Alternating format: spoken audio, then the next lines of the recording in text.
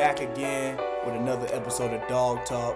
I'm your host, Jay Mack. I'm with my boy, Mr. Two-Time himself. You see the trophies over there, y'all.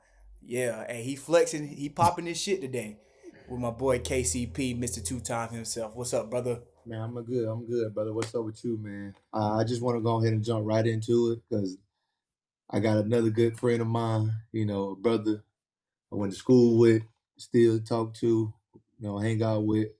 Want to introduce my guest, Kenny Gaines, my dog, man. What's happening? Going on? What's going on, my brother? I appreciate you having me. Man, I appreciate you stepping in for me, man. Like just giving us this opportunity, your time. I know you just, you're busy, head coach now. Coming up with game plans and shit.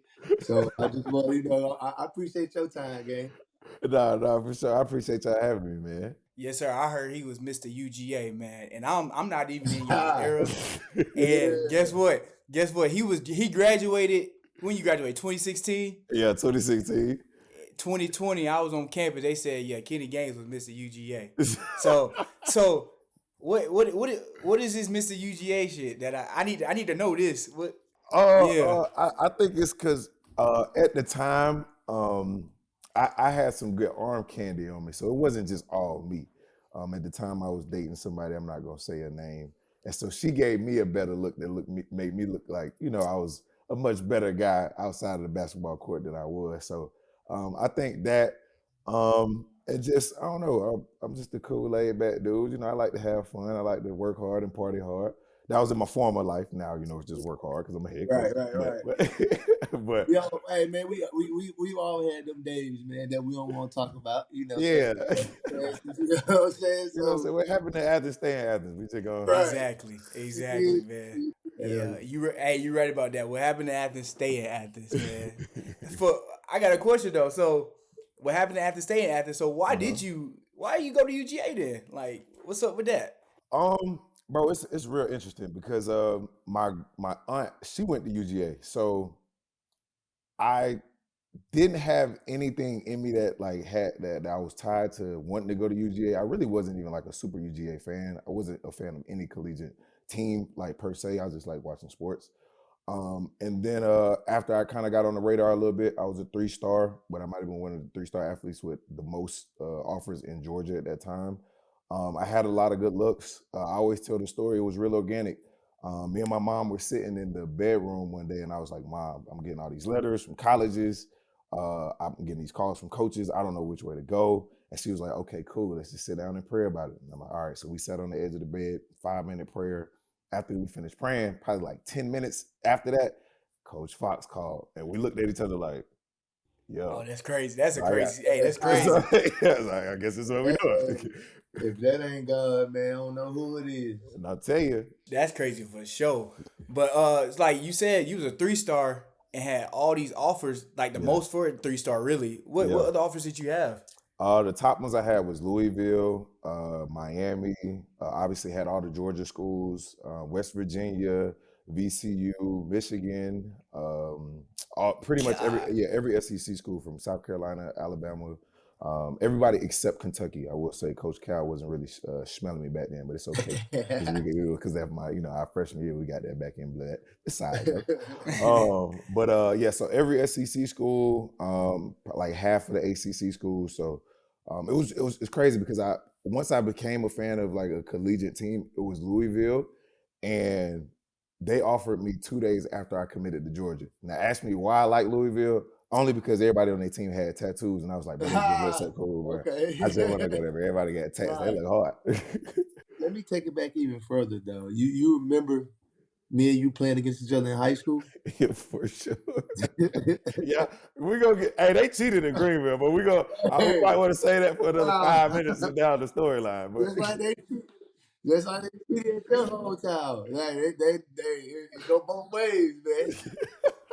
You know what's crazy? I think I went to that game. It was Whitfield versus Greenville, right? It was at Winfield, and that's the first time I ever seen a student section so packed. Yeah, it was the first time, and they was calling Ken. They was saying Cantavius, CANT Cantavius. I said, "Wow," because I ain't never seen that before.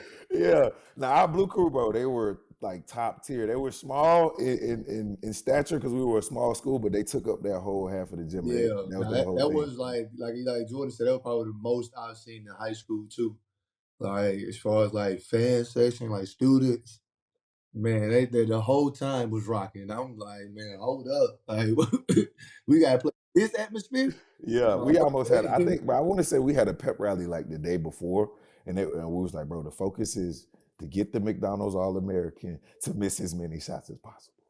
If we do that, we got a chance to win. So they came up with all kind of stuff to throw Ken off. Man, that was a good battle though, man. That was a good battle. Now speaking of going that next year though. To this day, we 1-1, man. We ain't never got to break the tie. Hey, I'm cool with that. You know what I'm saying? Me and my brother's tied, man. I'm cool. I'm cool with it too, man. You know, we had the battles. Yeah, we got through it. You Yeah. know, but we became friends after that. You know, most definitely.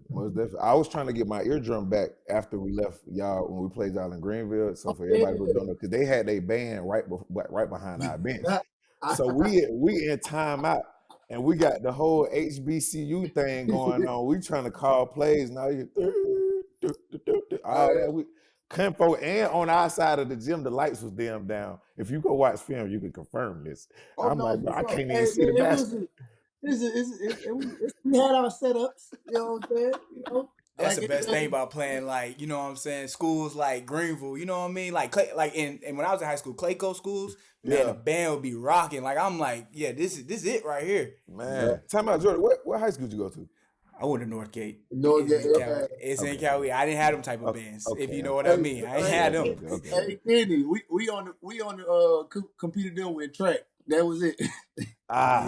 Yeah. I remember coming up there and running track at Mogate.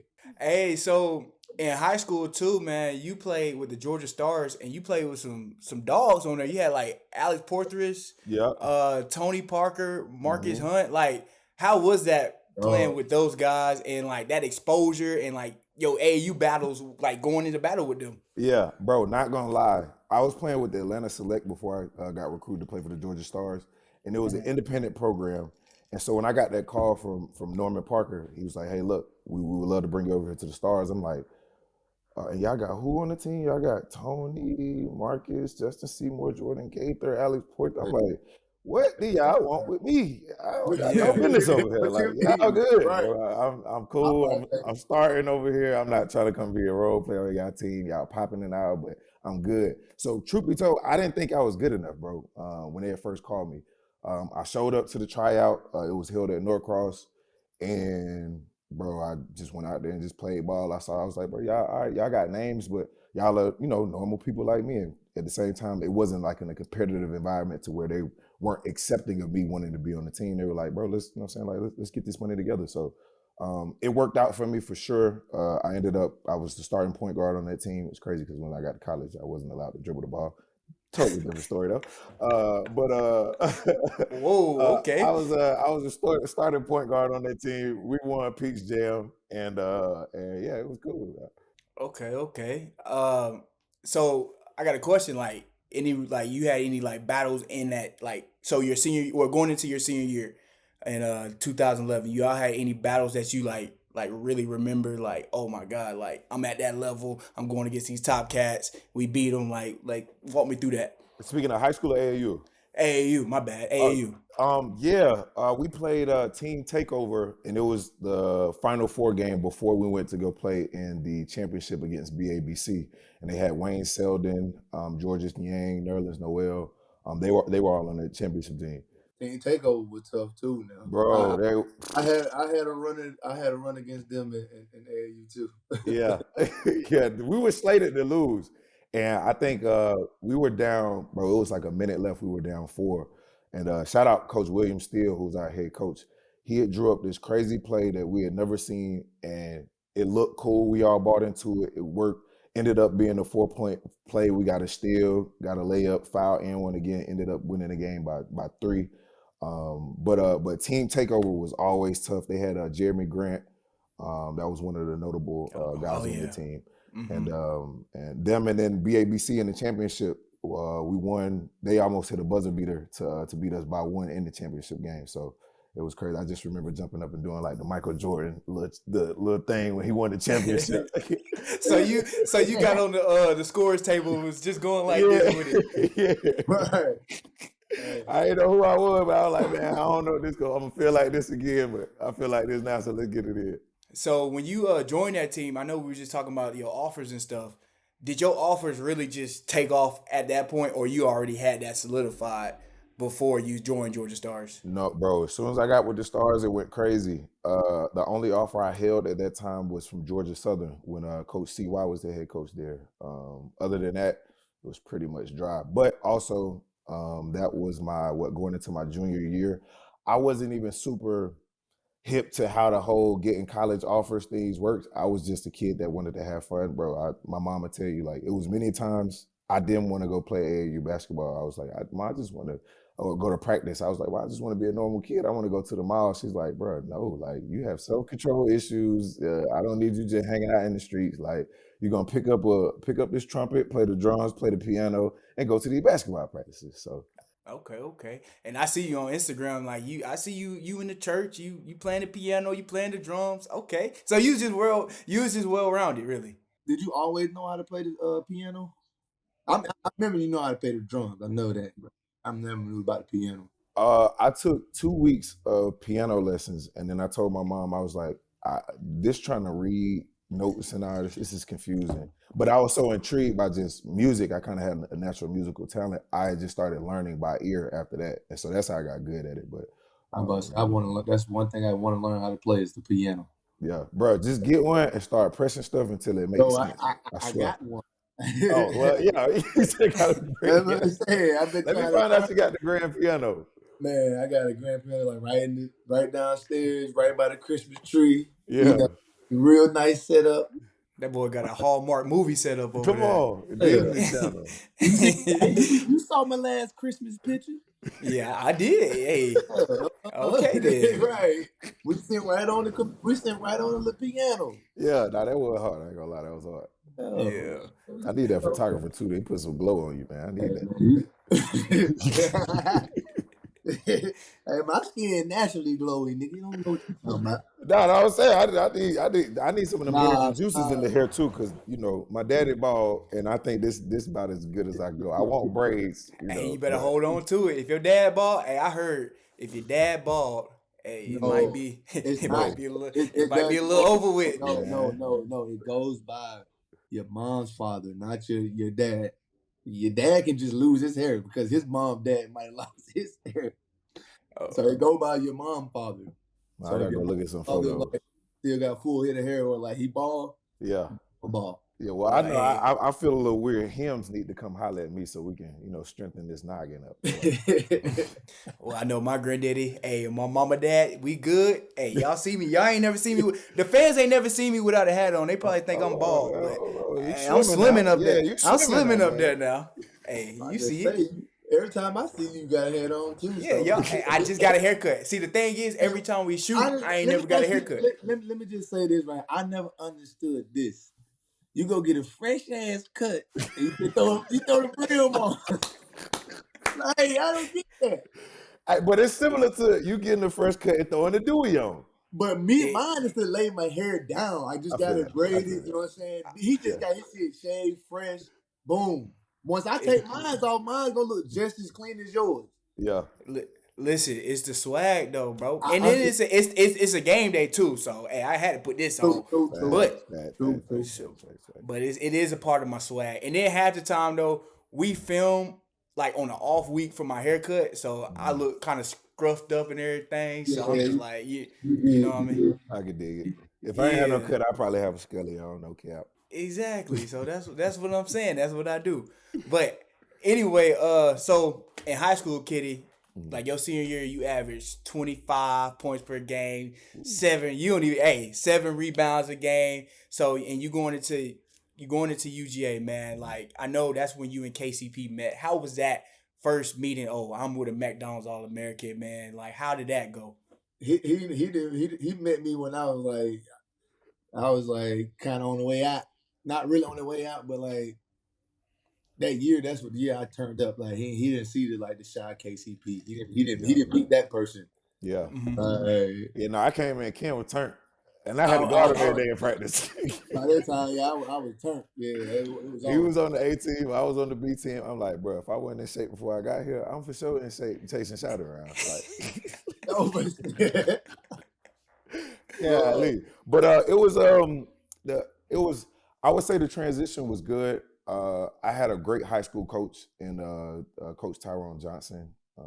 He had just prepared us a lot mentally for adversity in a lot of ways in basketball and outside of basketball. So a lot of the freshman growing pains that I went through, I was able to get over a lot of them just because of that mental toughness that he had kind of instilled in me in high school.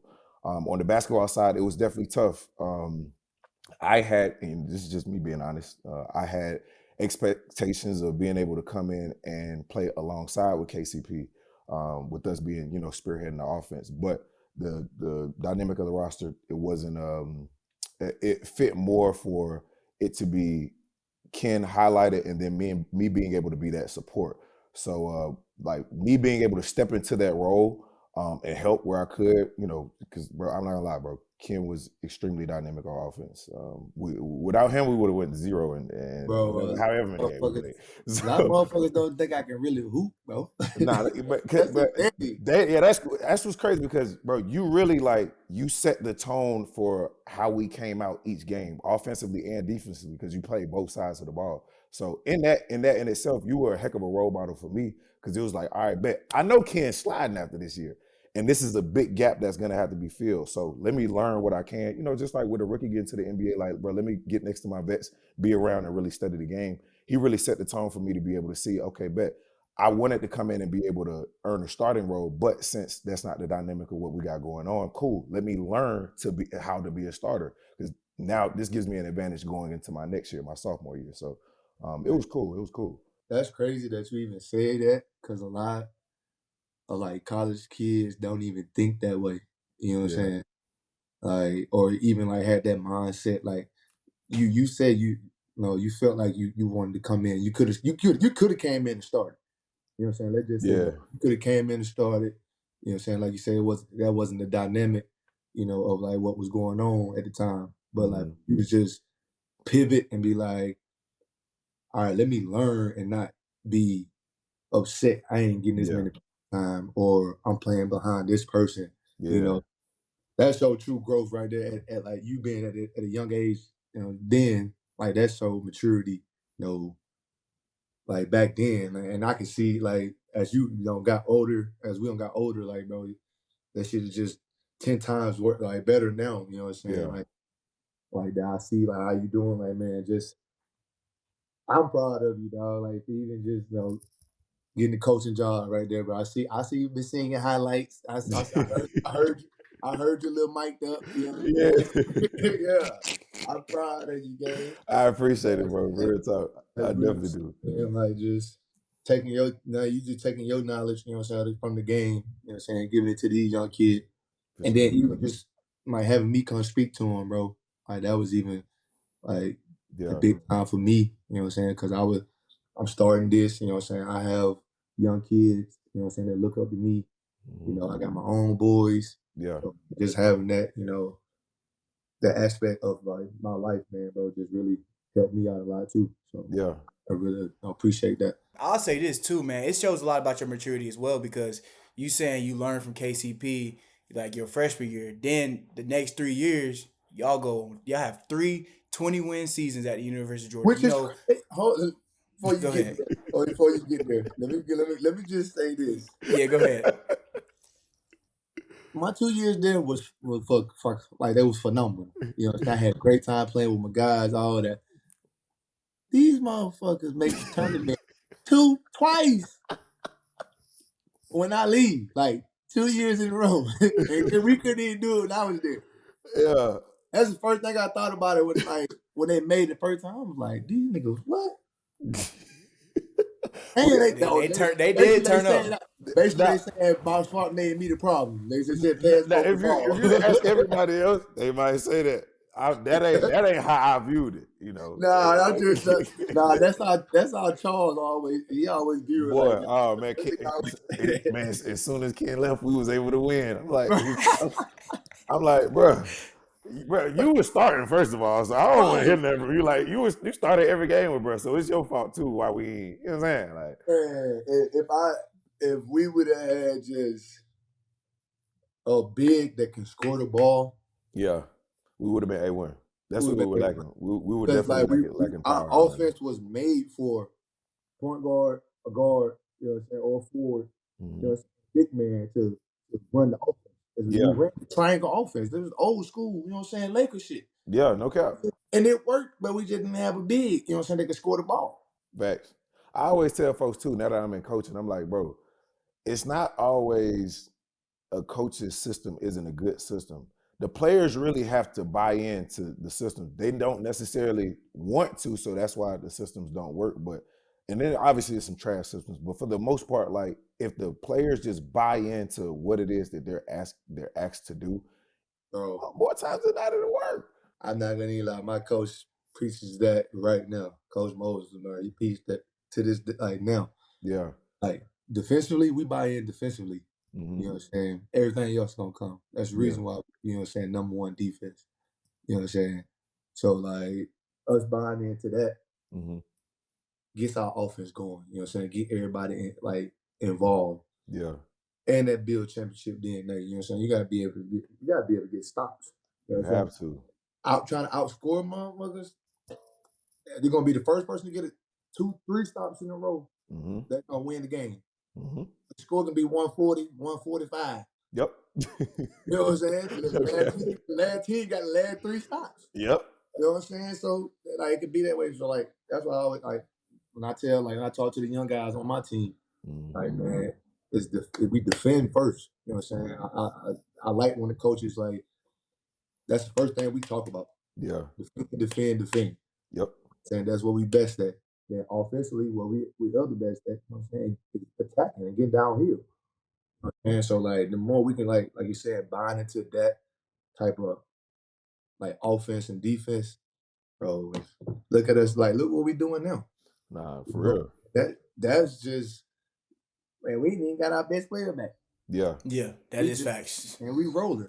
Yeah, no cap. So like that's what I'm saying, man. Kudos, just like man, always like try to buy into the system. Let's just say that. For y'all kids that's listening, man, buy in, man. Yeah, I don't know. Buy in like my boy Kitty did, because I just want to say this. I want to say this too. I'm about to give you your flowers too, Kitty. You played with 2 AP SEC SEC Players of the Year, right? And you still scored 1,300 points in college. Man. That says a lot. That what was that mindset for you? Who were the other SEC players? Yante Maton. Yeah. Yeah. He played with 2. He played with you and Yante Maton. Yeah. Before we get to the 13,000 point now, Kenny, if we would have had him as a big, we would have been turning. Yeah, no cap. No cap. That motherfucker, he can score that ball down there. John was a one buquito. thing he could do. You know what I'm saying? John was a buquito. If we had that, man, and it just seemed like he scored with ease too. Like it wasn't too much like it was. Exactly. Like just a true big body big man. Like he just. It's hard to stop a traditional big man when he can bang with you down there. He got footwork. He can shoot a 14-footer. Yeah, and Jan could shoot threes and was a good passer. That's what opened up the offense too for a lot. So going back to your question, it's really, like you said, it's part of the buy-in. But once you just know your role, like I saw, even with Ken, when he was there, his role wasn't to bring the ball down the court. His role was to shut the water off for the other best offensive player. I remember that battle against him and Jordan McRae in Stegman, but that was a bad tool. Like we're gonna talk about that one. Like that was a battle. But to just see them both going at it on offense and defense, it wasn't his. Like obviously Ken did everything for us, but it wasn't. All right, look, you break the press and you run the offense and you score the points and you know what I'm saying, and you defend the best player. It was like, look, bro, we just need you to defend the best player and make shots for us at an efficient level. That was the part that I studied. So it was like, all right, bet. Once Ken was gone, we still had Charles, who was our starting point guard. Charles, Kenny's not bringing the ball up. Now I'm speaking to Kenny's not bringing the ball up to break the press because he's too miscellaneous and he looks like J.R. Smith at times. Hey, he's cool. I got it. That's cool. put me in the corner, you know what I'm saying? Get me out the way. I can't Right. shoot and just go defend. So it was easy because the things that Charles didn't necessarily do great, I was able to pick up, you know what I'm saying, pick up the slack in that area. And the Yeah. things that I couldn't do, I couldn't handle the ball and handle pressure like that. Charles was able to do that. Jan, shoot, he handled everything down low, offensively and defensively. I wasn't finna go guard no 4-man or 5-man. So when it was his chance to go do that, I was able to, hey, look, Jan, we feeding it to you in the post. I'm here on the perimeter. Whenever you get tired of banging your shoulder against somebody's chest, kick it out. I got you. Yeah, and, you know, we living. So Okay, I feel that. So were you actually an able ball handler though? So it's making me seem like you. I Let was me hear the it. starting point guard on the EYBL Peach Jam team. Okay. My role just changed in college. And Okay, I feel you had to buy in. I had to buy in. You gotta adapt. You know what I'm saying? You gotta adapt. Everybody gotta adapt. You know, they wanted Charles and Brandon Morris to bring up the ball. And hey man, that was cool. Like, hey, bro, y'all. Brandon Moore I was better than Brandon Moore's bringing the ball. No, for sure. But so it went Charles, then Ken, then Brandon, then me. And I was fine with that, bro. Hey, look, y'all folk handle all that pressure in the backcourt. I'm He down probably here whenever y'all get down there. he probably let Nimi bring it up before Brandon. Yeah. That's a big dude from where's he from? Montenegro. Yeah. Montenegro. Okay. Yep. That, bro, he was my roommate too. I still keep in contact with him. I hit him. We hit each other up on Instagram every now and then. Yeah, bro, real good dude, solid dude, bro. Solid dude, man, for sure. A1. Yeah, I was just telling a story about him to one of my team. I think it was Jay Suggs. Yeah. We got like 3 Germans on the team, Mo, Franz, and our rookie. Mm-hmm. So they be talking in German sometimes. So I looked at Jalen. I'm like, man, I had a guy like that in college. He used to do the same thing, talking his language. Yeah. And I looked at it. I looked at him one day. I was like, look, English, please. I don't understand that. You might be talking about me. Like, yeah, I don't like that. Right. Hey man, hold on. You looking around the room. You just talking to your language. I know I just turned the ball over. You ain't speaking my phrases. Just English, please. Like I'm not saying you can't talk in the language, but like when we have a conversation, just English, man. Yeah. I don't know what's going on. You might be calling me a stupid motherfucker. You know. Hey, that is facts. That's definitely facts. That's definitely facts, man. Nimmy used to say that all the time. I'll never forget because anytime I turned the ball over and then give it to him, Michael tell you on pitch cool. And I was like, boy, I don't know what you just said, but I don't know if you seen it was one game he was so mad at the ref. He was in the ref face just yelling in his language. The ref was running down the court like this. I can't help you. I can't help you. I don't know what you saying. Like that shit was so funny. I was like, oh man, no, Nimmy. I got a lot of crazy stories about Nimmy. Bro was my roommate. So hey, so if y'all are in today's times right now at UGA, this is the NIL question for y'all. What would that bag look like for both of y'all? Ken gives the man out top because he's a burger man. He's a burger guy. Oh, he's a burger boy. He's a burger boy. You know what I'm saying? Yeah. So that's meal off top these days. What you looking like? Back then, meal, that probably would have been the highest, you know what I'm saying? Probably meal and a half. Yeah. Whew. I'm cool if I come in with lamb chop plus a Cuban chain, which is the Lamborghini truck plus 100,000. So we're looking at about $350. I'm cool coming in at $350. Lord Jesus. What you do? Hey, what you doing in Athens with $350 though? That's what I want to know. I'm going to get me a lamb truck and a Cuban. That's exactly what I'm going to do. Right away. We're going to figure it out for next year. But this year I'm riding around. I'm not putting no gas in it. But with that being said, like the NIL shit, I don't know. I probably would have did all 4 years. It made sense. It just made the most sense, you know what I'm saying, at the time, especially when I came into the league. Yeah. You know, back then they weren't giving that in college. They weren't giving no money out. Oh, you getting in super trouble. Well, at least I ain't getting none. Yeah. Nice to meet you, Kenny. Welcome to campus. Are you going to sign this paper? Yes or no? Nothing else is attached. No strings attached. We do not need your ACH number. You can hold that, brother.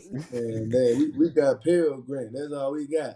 Bro, I ain't even get that. My mama ain't want to do the paperwork. Oh shit, I did it. I had to do that paper. My mama wanted to start. She got tired of sending me money. So she like, yeah, we're gonna go and fill these papers out. I'll give it a little per diem after the game and just like, all right, I guess this is my life. You gonna go spend that $20 downtown, dog? It was 15, and I was at cookout. I was at cookout after the game. Like, yeah, what we doing? I gave 2 trays. Cookout. We went there last time I visited UGA. I went up there. I just know, don't give nobody like me that money in college, boy. I would not be doing no hoops. You feel me? What you gonna be doing? You know what I'm gonna be doing. I ain't gonna say what I'll be doing, but you know where I'm gonna be at. Oh man, don't tell me you're gonna have the camera with the ring light doing strange things. No, I ain't gonna be doing that. I would be downtown. What you want? What you want? Jordan, we had to ask Kenny the question that you had asked me. If NIL was back when we was like choosing college, would you have chose Georgia still? Ooh. I would have went to the highest bidder. I ain't gonna lie. I said this. Respect. Respect. I said respectfully the same thing. You know what I'm saying? I was like, I wanted to stay close to home. You know what I'm saying? Like it was at the time. You know what I'm saying? I'm coming from Greenville, Georgia. I know population less than 500 people. Yeah, we trying to make it happen for the family. Like it's what makes sense. You know what I'm saying? I was going with what makes sense at the time. You know what I'm saying? If that were the case, you know. Boy, I would have been at Morehouse. They would have came about 450. Right. He said he don't get a D1, D2, NAIA, a JUCO, whatever. Hey, man. If they had the paper. Come on, Carver Bible College. I'm right there. That's right. What we talking about? We there. And not the Christian League. We're going to turn the school up with the hoops, though. You know what I'm saying? Like, come on. Man, y'all gonna pack that 3,000 people max gym out. Hey, it's about optics these days. Yeah, facts. Ain't gonna be there but the church home. We good. Come on, can I get a kid? We praying before the games and all. Everything. We got the Lord on our side. He blocking everything. I'm telling you. Come on. I seen Jesus look like Brian one day. I said, right. What a mighty God we serve. Hey, man, y'all funny, bro. Y'all are funny. Hey, so Kenny, man, you did 4 years at UGA, man. Like, so what was your thought process? You was like, man, I want to, you did have a pro career, but how was that transition from college to that pro career for you, man? Like, walk me through that. The transition was bro, it was cool. I would say, bro, I was never the type of kid, even before I even got to college, that just took basketball too serious. Like, I just like to have fun. So I know it was a lot of kids who were stressing, what college am I going to? I wasn't really tripping. It came to a point where it got annoying, and we prayed and we made the decision. And then even going into the professional career, like, I was like, all right, bet, what does this look like? But I wasn't stressing at the same time because I wasn't, quote unquote, slated to go to the NBA. So it wasn't like, oh man, like I got all this pressure. I was like, I'm probably gonna go overseas. I got a good agent. So I mean, whatever, as long as I'm making money to take care of myself and my family, I'm cool, like whichever way that looks like. And I was blessed with the opportunity to play summer league with the Houston Rockets. Shout out to my agent at the time, Dan Curtin. He pulled a lot of strings and worked a lot of moves for me on the back end. I had a tryout with the Hawks, workout with the Hawks, Utah, and Houston, which for me that was big because, like I said, I did play with some heavy hitters, so I didn't get as much spotlight on me myself. But I say this: winning means a lot.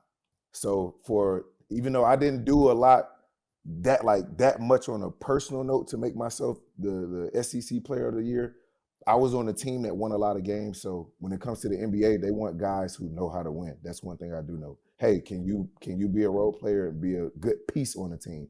We don't necessarily need everybody to be a superstar. And this even comes from, I'm about to say, this even comes from conversations I'm having with Ken, talking to him about it. So I was like, hey, look, I had an awesome tryout with all 3 teams. Got a call back from Houston. I was playing behind a lot of guys who had got drafted and who were over me. I was like, look, whatever minutes I get in summer league, I'm gonna just do the best that I can. I was able to average 8 points in a little bit under 10 minutes. God gave me a clip during the summer, and I shot the heck out the ball.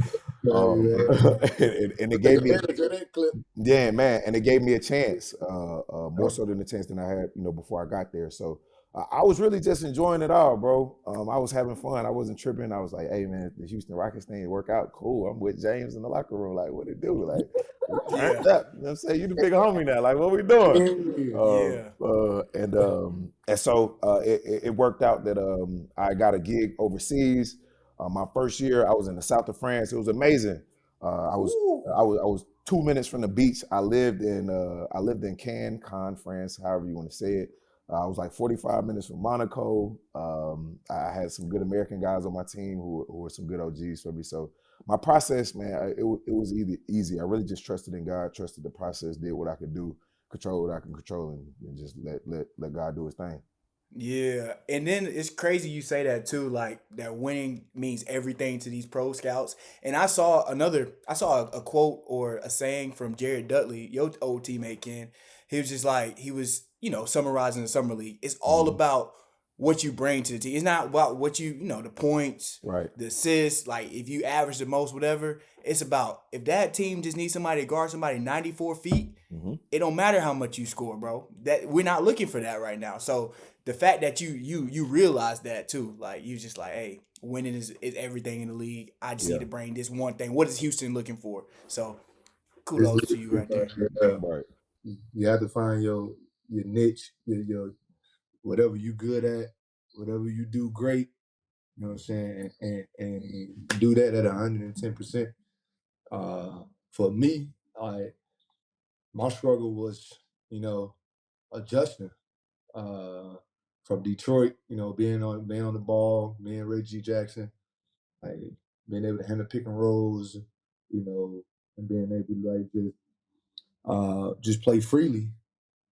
So for me, my struggle was like when I first got to LA, because LA was like the first year LA still was like the same as Detroit, but like as like my championship team created was in the process. I had to adjust to a lot of guys coming over. Me being off the ball, I'm not even taking no shots. Like so like that was kind of hard for me. Like when I had to adjust, because I was just first coming out of Detroit.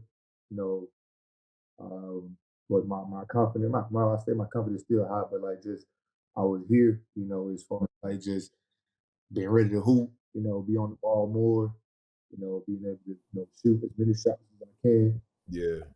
But just adjusting, but that was my struggle. Sure. It sound like you had the Kenny Gaines from high school, the UGA struggle. Man, it was some struggles. It was a shift. It was just a shift. Like it shifted the dynamic of the team and responsibility. It just happened the first year. You know what I'm saying? That was like kind of like, man, this is my new role now. I have a whole new role I have to adapt to, tap into, and I already knew. One thing that I could do great was play defense, and that's one thing I know I could do since college. But like for me, it's just now I have to become a better shooter.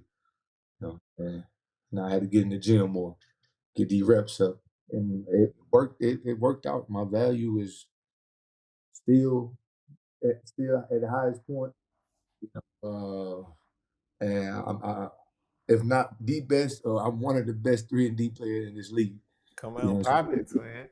Even though, what I'm saying, I get overlooked, what I'm saying, here and there, but like it's cool. You know what I'm saying? My bet, you know what I'm saying, still I still like believe in myself. I'm always bet on myself. You know what I'm saying?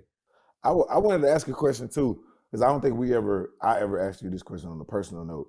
How was the shift in just lifestyle going from Detroit to LA? Because I've been out to LA once, and it's totally different than how it is out here in the South. So like, how was that for you? Man, which is crazy. Like me being so young in Detroit, and like talking to like my friends, y'all, like my like other guys, they're like, man, I do not want to go to LA at a young age. You know what I'm saying? But it was just me. That was my opinion of me just hearing stories. You know what I'm saying about the city. Like I can just like grab you and just like they won't let you go, and a lot of shit could happen. So that was one of the reasons. And it was like, man, I'm young. Like I know I want to still like hang out and do all this. Like, am I gonna be focused? Or like what it may be? You know what I'm saying? And crazy thing about it is, man, I really appreciate LA because this is like after I left Detroit, this was my first free agency. You know what I'm saying? Like they have no teams at the time. Like I ain't talked to my wife about 2-3 weeks. Like it was a hard like first free agent for me. And last day of free agency, before midnight, LA called me and gave me a chance. That 1 year. You know what I'm saying? And I turned 1 year into 4 more years. So like my mindset I had before that changed when I got into free agency because I ain't had no team. Like I would have been sitting at home if it hit 12 o'clock. You know what I'm saying? Like so my mind shifted when LA called me and was like, "Hey, we're gonna sign you 1 year, 18."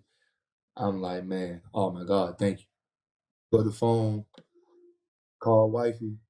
Ever since then, bro, like LA's like, see, I brought the championship there. Like I said, man, that 1 year turned into 4 more years, and then like it turned my career around. Career around as far as like get my value back to where I wanted to be, and where it was supposed to be. So like that, like I say, man, I'm blessed. You know, what I'm saying that LA called me. We both won the championship though, actually, bro. You see me? So I ain't gonna even lie. Hey, you said it. You said it wrong. Kenny, We both won. We both won one now. A motherfucker was in the locker room holding the trophy. I seen Popping bottles. I seen the pic. I said, hold on, is that Avery Bradley? Hey, chill out. Hey, I ain't gonna even lie. That could be your twin, Jordan. Hey, man.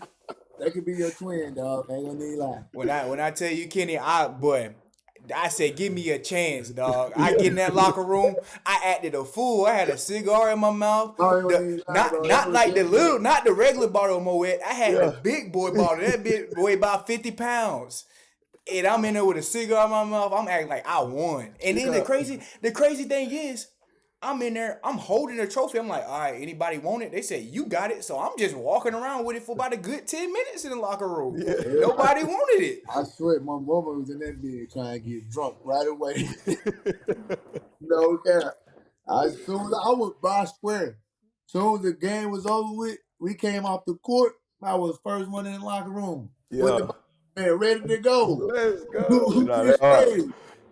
Nah, Kennedy won't take no pictures, man. I'm like, he trying to drink. He trying to go. I'm trying to get straight to the turn up, bro. It was a long season. It was my second one.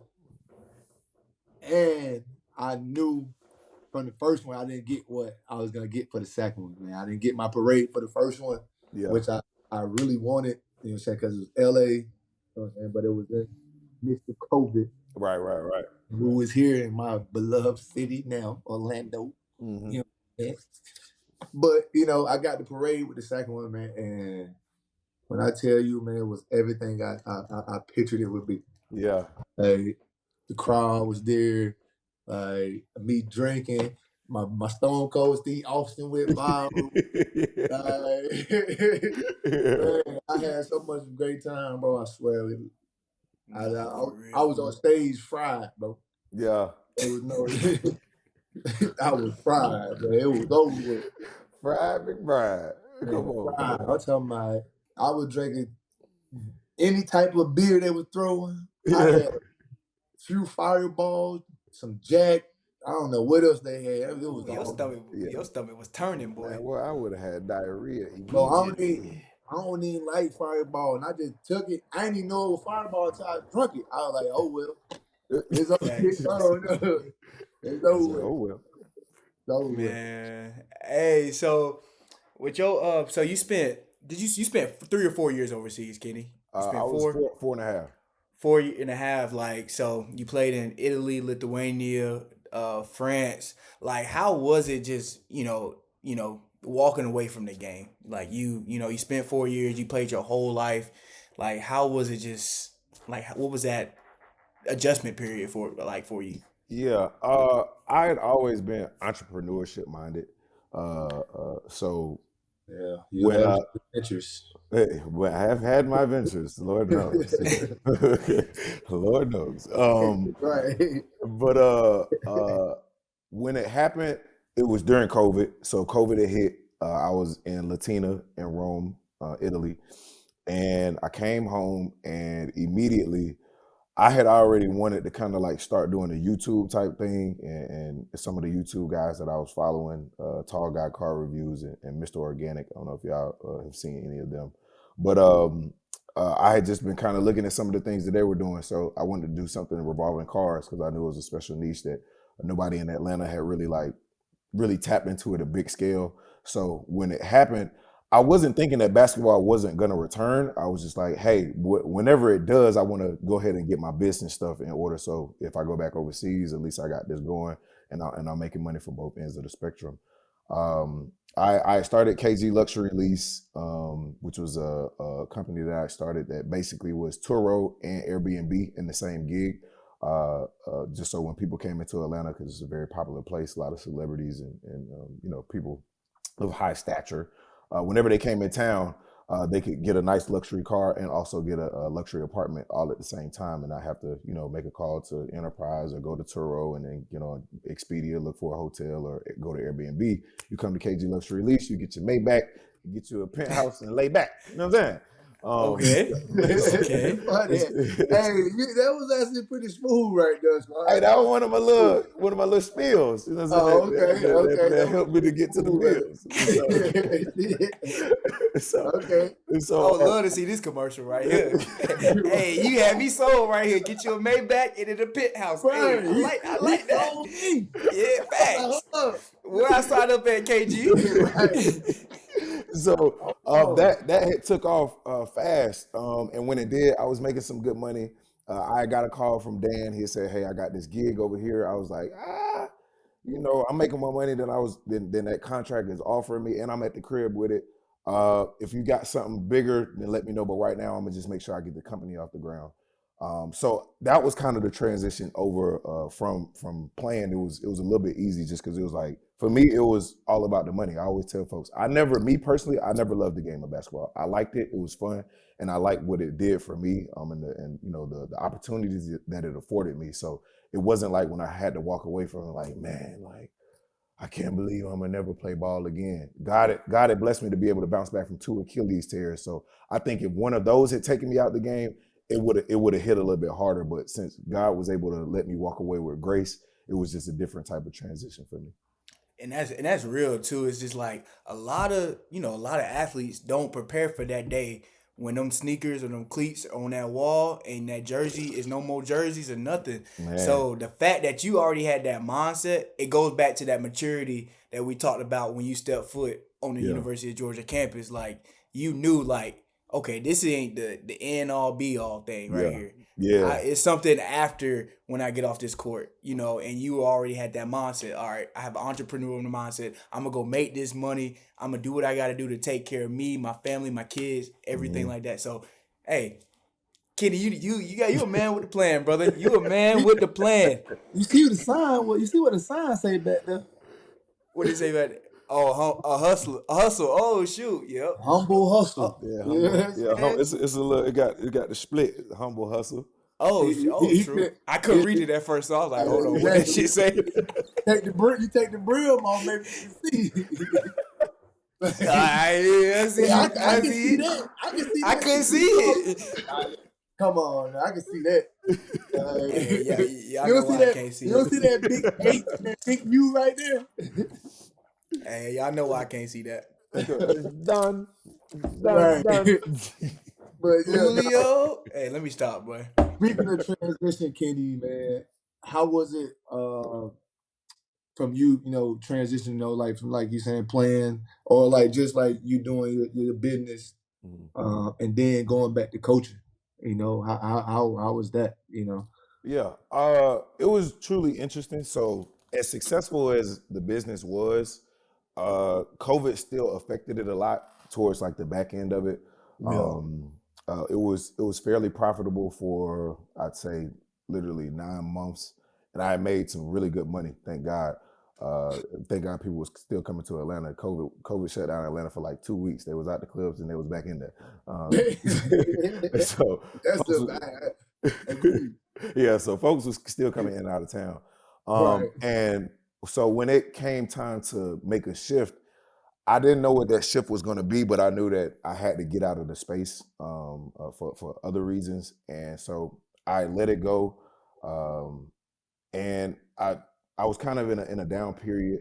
I actually, I'll be completely transparent. So I was going to scale the business to be even bigger than it was, and I had a guy, a business credit guy, who was going to help me get some major funding for the business so we could scale it, because I wanted to get 2 Maybachs, 2 Escalades, 2 Sprinters, like 2 of every vehicle, 2 Lamb trucks, and really just scale the business. And so, Damn, big time. man, bro, I was trying to make $1 million. I did the business plan. It was going to be like $1 million every 3 weeks if I had done it right. Yeah, we were going to expand. It was man, it was a I plan. get that right. You said millionaire what? 3 weeks? Every tree. Steve. That was gross, not net. Gross, though. Gross. But the guy who was helping me with the funding and stuff, he wasn't all the way right. I'm gonna leave his name out of the wind. The Lord is handling him on the back end. But he ended up basically scamming me for $300,000 in funding that I got for the business. And so when that had happened, Sneaky I shit. owed the IRS 300 racks, and I was trying to deal with that whole ordeal. So, with the money that I made from basketball and also that I made from the business, I had to pour that back into being able to, legally get out of that situation. So once that had happened, I was at a point where I didn't really, I didn't know what it was that I wanted to do.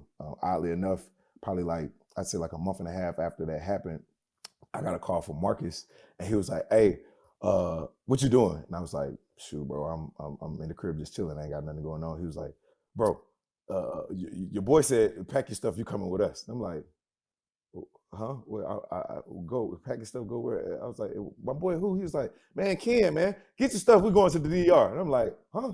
It's all right. So I was in a down period, and truth be told, bro, that vacation really kind of got me out of that funk, because I really didn't know what it was that I wanted to do.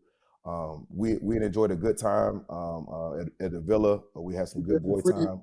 Just to free your mind, man. Like that vibe with that. I always do that for me because I need to decompress from like an 82 game season, maybe plus playoff. My last playoff series in Denver, I played 100 and then there's 6 games. That's You crazy. know, It's so 365 in a year. So to play a right, third of that is nuts it's gone. at a high level too. And So. so like when I want to like I like to decompress, man. I like to just be off the grid. Let's just say that. Yeah. Now we was off grid. I had to get a special Yeah. a special phone plan for that. Yeah, we was off the grid. motherfuckers out there roaming. Man, what? I was like, hold on, man. If I can't be on the Wi-Fi, gotta tell the phone bye. You know what I'm saying? But so yeah, that vacation, it really had brought me back to life, kind of gave me some spark. After that, I got a call from Charles, because he was already in the coaching. He was like, "Hey, look, I'm going to Georgia to be a part of the staff. I think you should get into coaching, because I know you're in this transition from going to business to whatever it is you're trying to do next." I'm like, "All right, bet, cool." He gave me Mike White's number. I called him, and he didn't pick up. He texted me back, "Who is this?" I was like, "It's Kenny Gaines." I sent the whole ordeal. Bro, like 10 minutes later, this is the funniest story in the world, and my mom actually was in the car. My mom just happens to be a part of all the funny Georgia stuff. We're in the car. he calls me back. He's actually playing my song that I made with me. That's on Apple Music and on YouTube that I got the music video for. He called me with the song in the background. He's like, hey, KG, this is you. I like this. And I'm like, yeah, that me, coach. I got some choice words in there. I don't know. You know, that ain't PG-13. I'm talking about all kind of miscellaneous things. But, you know what I'm saying? But he vibing to it though. He vibing. He was vibing to it. And then that's kind of how our connection that got built. And he was like, bro, I'd love to have you a part of the staff. I was able to go back to Georgia to be a GA, get my master's for free, get 2 years of coaching experience. And I got my master's in nonprofit management and leadership. And then that kind of led me to kind of where I'm at now. So, man, that's an unreal story right there, man. That's crazy. Shout out to Coach too, man. Coach, they doing a hell of a job there, man. Last time I looked at it, they was 7-1. Yeah. That's probably the best record I've seen since I've been in Georgia. No cap. Like, so. Now they really came in and changed the program around, man. That's what I said. Yeah, he changed the program around. Like, man, kudos, shout out to you, man. Yeah, Coach White, and I appreciate y'all, man. Coach White, EP, King Mishding when he was there. He's in Michigan now, but I appreciate y'all for giving me a chance and let me be able to learn from y'all for real. Man. Yeah, and how was it like working for him now that you were coach? Like, what did you take from the University of Georgia? You're playing from Coach White to now. Like, what was that adjustment for you? And what did you learn? What skills and everything like that? I really just learned how to that you have to, being in the position of leadership, you have to, one, learn how to delegate, but on top of delegation, you have to learn how to build relationships from a standpoint of not, I'm your boss. Obviously, on paper, I'm your boss, but at the end of the day, we have to work together. And he did that. He did that at an amazing level. He was able to bring himself to a common point with his staff. To wasn't where I'm Coach White and you're such and such and such and such. It's like, nah, we're all coaches. This is our mission. This is our vision. This is our call to action. So whatever we have to do, it's no egos involved. We just got to get it done. So that was something that I learned from that staff and wanted to definitely implement, and which we do in the program, in my program. So that was something I definitely learned. I appreciate that. That's real, because I see that now. Well, I've had a few different coaching staffs, and I can see the difference when you say, like, the head coach is not here to get they all coaches, they all level out, and that's here in Orlando too. Like, where, like, man, every coach, like, has their job, to put us in position, to make us great. And, the head coach gives that dialogue, to all the coaches, even the players. I think that's so important too. Like, when you have that dialogue with your players, coaches, like, everybody, it's truthful. Everybody take criticism and not really, like, get upset about it. Yeah. Like, that's building, like, the one thing we're trying to do, that's building, like, NBA championship DNA, what I'm saying? Where everybody's on the same page, no one is above, the next person. We make each person next to us, better. Coaches on down to players. Yeah.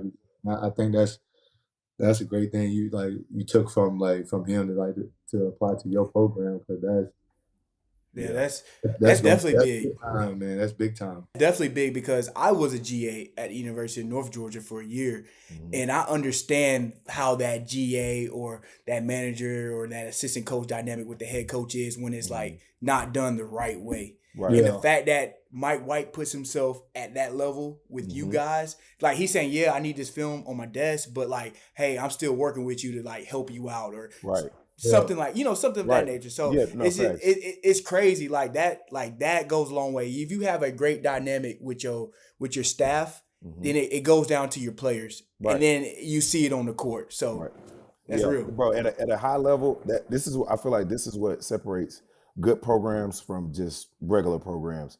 You have to be able to adapt to your environment, whether that's the coaches have to adapt to the players. The coaches have to adapt to each other's own motive, personal motives as coaches. It's like, all right, man, I know this is what you want out of this. This is what you want out of this, but let's see how we can make all of this make sense to where we all can get to our, desired destination. And just being able to adapt on all ends of the spectrum. Maybe you got a system that doesn't work for this roster. Being able to, you know what I'm saying, see that, realize, take ego out of the picture, and being able to adapt to that situation to be like, all right, bet. Well, this is what we're going to do with this team. We're going to do things a little bit different than we did with the previous team. So it's all about just being able to adapt. And another thing too, I see, I did a little bit of, stalking, did a little bit of research on my boy KG, even though I know you. And I came across a tweet, man. It was back in 2021, and you were just manifesting everything. Like, you were just manifesting, I want to do this for my mama. I want this for my career. I want to, oh, you said bye-bye to it. All right, Larry. See you, Larry.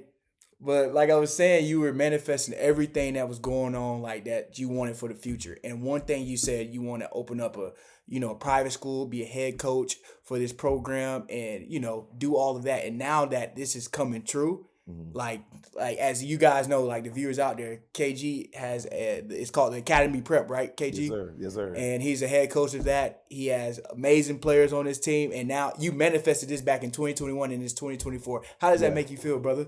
Man, God is real. It's just confirmation that God is real, man. I sent that tweet in faith.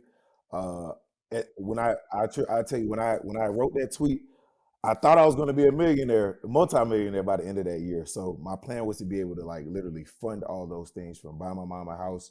On that list, I had buying myself a lamb truck, building the inner city gym, and also just building a private school. And so I didn't know that 3 years later that I was going to be the head coach of a basketball program. I just know that I wanted to start a school. Like my biggest, I was like, look, I'm gonna be rich. I'm gonna put all the money up. We build the buildings, facilities, get the kids in. I don't even want to be the headmaster. I just want to be the person that funded it, sit back and be like, wow, look at all these families and children's lives that we're changing. But God saw it different. He still gave me what I want, but in a way where it was different, to where I was able to go through the experiences that I went through as a player, from high school to collegiate to overseas, take all of those experiences and be able to start my own program, but be able to relate and be at the level to where, all right, bet my program is centered around at-risk youth. Right now, we have a team full of African American kids, but my goal is to have them from every race, for every dynamic. I think I have 3 international kids. I got an Australian kid, a guy from Belgium, another kid from Canada. So just to be able to see how God took what I wanted years ago and he put his own spin on it, so that I could have the direct impact myself, instead of just sitting back like, hey, I'm chilling, I'm just seeing the impact. No, like, I'm going to use you, give you these experiences, and actually use you so that you can, give this direct impact to the kids. Bro, it's just a testament to how God, he'll give you what you want, but at the same time, it's got to be in his will and it's got to benefit him in the same way. So yeah, that's real, man. Like, I see it on Instagram all the time. You put your all into these kids. Like, I'm up. I get up early every day. I gotta be at my job at 6 a.m. So at 6 a.m. I get up and I see you're on the field, no lights on, with your kids. Y'all are having workouts, and like every day you gear a post towards your kids or some motivational stuff that's geared towards your program. And like, I can see that you putting your all into this. So that round of applause for you for that too. I appreciate it, bro. Round of applause. What's next for the program? Like, what do you see yourself in the next 5 years for your program? I get this question a lot, bro. I want to be the best prep program in the nation. To be able to compete with the Montverge, Oak Hills, IMG, Prolific Preps, Legacy Early College out in North Carolina or South Carolina. Being able to be at that level, also want to be a sponsored school by a shoe brand, whether it be Nike, Adidas, Under Armour, wherever, whatever God has for us in that regard. But I want to be the best program in the world, bro. Not just from a basketball standpoint, but also on an impact standpoint. I want people to know that whatever kind of kid that they're getting from the academy, it's a guy that's well-rounded, built on faith, has a good, strong Christian foundation, understand what it takes to not only just be a student athlete, but also to be a young man, so that on both ends of the spectrum, in sports and outside of sports, they're fully polished. Just be able to operate at a high level in that regard. Obviously, like I said, we want to be the best in basketball, but basketball is just a tool that we, use to be relatable with younger kids. You got to give them something. You can talk to them all day and give them motivational things, this, that, and the third. But if you're not actually offering something in which they can relate to, it's going to go one ear out the other. But when you can relate to them in the form of sports and show them that how they could come from being at this grassroots level in high school, be successful here, be a good person here, rely on God, use your Christian foundation to be able to, establish moral and values within yourself. Use that. It could take you to the collegiate space. Then when you have to deal with the whole business aspect of that, now you're operating from a place of just integrity. You're not letting the money, the NIL deals get you involved in miscellaneous thoughts and actions. You're not trying to, do bad business deals with companies or third party people who want to be involved just because they see you're a top tier athlete, because you'll have that foundation that you earned and that you learned, here at the academy. That's just going to help propel you to being a all around, stud, just going forward. So, and the fact that you're a former athlete, and then I know your assistant is a former athlete that from UGA as well. Yep. The fact that y'all are giving that perspective, like, I made it to one of the highest levels of sports already, and you're giving them that knowledge to be better than you. Right. So, right. and that's a thing. Like growing up, I didn't listen. I ain't listen like I needed to. Like, of course, my dad, exactly. My dad would tell me one thing. I'm like, what does my dad know? Like, I know, I'm thinking I know everything. But the fact that they get that perspective, like, hey man, I played Division I basketball. I was a pro athlete. This is what it takes to be good, but this is what it really takes to be great and make it to that next level. Right. So, like, just give them that perspective, and then focusing on what's next after basketball. Like, you were a prime example of, in my opinion, you were a prime example of that. So I know you just starting off, but you definitely gonna get that exposure that you're looking for. You gonna, and you gonna win. So yeah, for sure. I appreciate it. And we better win, or we're gonna be outside a lot more in the mornings at 6:00 with no lights. Yeah, and I know they don't want to do that either. Nah, they don't want to do that. Facts. But hey, anything else coming up, bro? Like, any big things coming up outside of basketball? You working on anything new? Any new projects you want to give a shout out to? Anything? Bro, my life is centered around this program. This is my full-time job. I don't have a job outside of this. We're a nonprofit 501c3 incorporated. So if anybody watching, if you're looking for a great foundation to donate to, hey, please contact me. We are fully funded by faith and funds. So anybody who would like to help, just contact me via email, kenny.gaines@theacademyprep.com. And you can go to our Instagram as well, the Academy Prep GA, or you can just find it on my page, Kenny Gaines 12. But some big projects that we have coming up.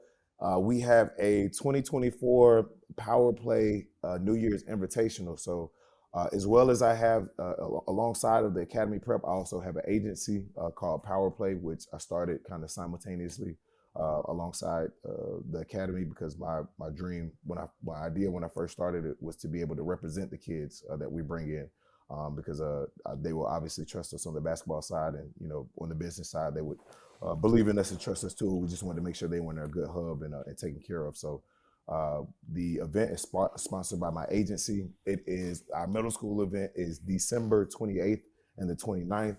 And our high school event is the 30th and 31st at the end of this year. So that's going to be huge. We have some of the top talent coming in, top AAU programs coming in during middle school with Jet Academy, AE5.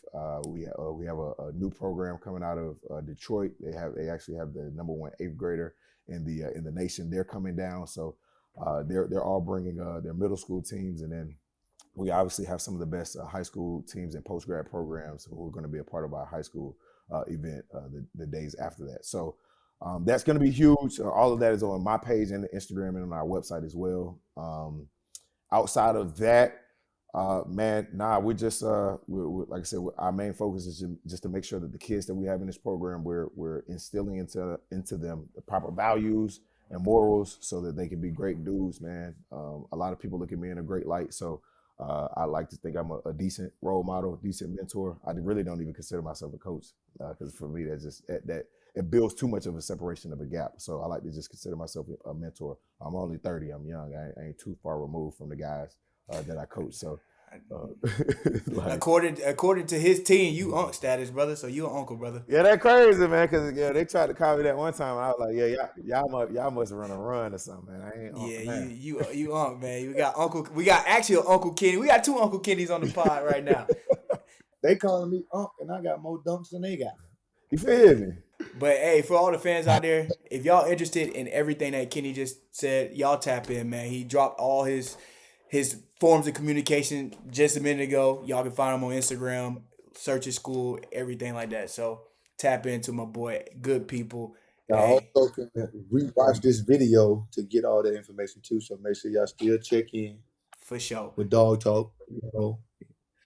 For sure. Get all the information you need in the game. Come on. Hey, we at that time of the day too, KCP, and I talked to my boy Kenny right before we started the pod, and my boy Kenny said he got the dog of the week. So, Mr. Kenny Gaines, let me hear the dog of the Just tell week. you about the table, man. Stop slapping the table. Oh, my bad. Let me stop slapping the table. I just get excited, you know. That's all it is. It's passion. It's passion for me, you know. what I'm saying? You feel me? There we go. You know how I feel. Yeah, come on now. This is the passion we trying to break from Jordan. Hey, it's a lot of things they're trying to break from me, dog. Yeah. It's a lot. I would like to say the dog of the day is my guy James Phillips Jr. Dog of the week. Dog of the week. Dog of the week. Yeah, not today. We like 7 days, not just one. You need. Yeah, dog of the week. Here we go. My bad. Go ahead. Dog of the week goes to James Phillips Jr. Man, he was the first commit ever to the Academy Prep. Everybody likes to say he's my favorite player, but I mean, you know, when you're the first, he's not been my favorite guy. You know, he does everything I ask him. Model version of what we believe each student athlete should be here at the Academy. He's the leader of our team. Okay. He came down from Detroit. He actually talks about Ken a lot because he used to watch Ken when he played in Detroit. So, dog of the week, James Phillips Jr. Man, I appreciate you. I love you. I appreciate everything that you do for this program and also the trust that you gave me coming down here, you know, to prep school. Man, I know it was a big commitment to leave Detroit to come down here, leave your family. So, dog of the week goes out to you, brother. I love you. Hey, shout out to James Phillips Jr., man. Appreciate you, man, for coming down from Detroit all the way to the A, man. Appreciate you. Thank you. Yes, and sir. you started the program for my boy KG. No cap. I love Detroit too. Bro, funny. Before he committed, I was like, Lord, all right, you told me to start this school. Now, where I'm finna get these kids from? 'Cause, I was just in college. I can't get guys in the portal to high school now. I don't know where I'm gonna get these children from. And then another news too, man. Our dog's about to play in about 30 minutes right now. So, hey, y'all already know what time it is. I need everybody locked in. Hey, we gonna make it to the college football playoffs. We're gonna go win that thing. So, just wanted to tell that to the fans. So, whoever out there. And if Jess is listening, I got a second jersey for you too. Hold on now, Ken. What mine at? Hold on. She got to get this one first. You got she got to get this one first. You got to wear that one. That's the first one. You got to get that one first. Oh, you want to see a retro one? Let me find my retro one too. Hold on, you got retro. Try to go vintage. Hey, hold on. I got the vintage. You see, I got the vintage over here. Hey, now. You see it. Hey, come on now. Yeah. All right. I got all them though. Yeah, I see them around your room. Oh, yeah. I got the vintage. I trade you. Mine's already framed and everything. All right, listen, let's run it. I need some more jersey. Hey, KG, if you got a jersey hanging around, hey, I take jerseys, brother. So I got you got a bro. jersey. All right, send it my way. Say less. But anyway, we finna get out of here. Appreciate y'all tuning in each and every day or each and every week for our podcast. You can find us on all podcast platforms and on YouTube. Please, fans, like, share, and subscribe. Comment everything. We're looking at the comments. We trying to give you what you want every week. KCP, you got anything to say before we get out of here, brother? No, man, but I appreciate my guy Kenny, you know, for stepping on, giving us these good stories, man. A little bit into what you got going on in the world. And it's a catch up moment for me, because we ain't talked in a while. So I appreciate you just stepping on, bro, and just giving us the opportunity again. Bro, I appreciate y'all, man. Dawg Talk Podcast going #1. You better know it. Going Got to crazy. know it. We out of here.